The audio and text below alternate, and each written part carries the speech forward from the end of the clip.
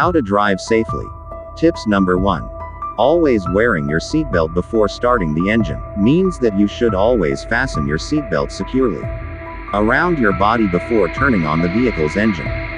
This safety precaution is essential because seatbelts are designed to restrain occupants during sudden stops, collisions, or accidents, reducing the risk of serious injury or death.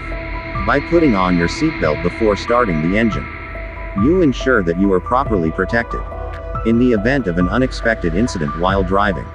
It's a fundamental practice to prioritize personal safety and adhere to traffic laws mandating seatbelt usage. Thanks for watching. Please subscribe, like and share to my YouTube channel for other tips. Drive safely. God bless us.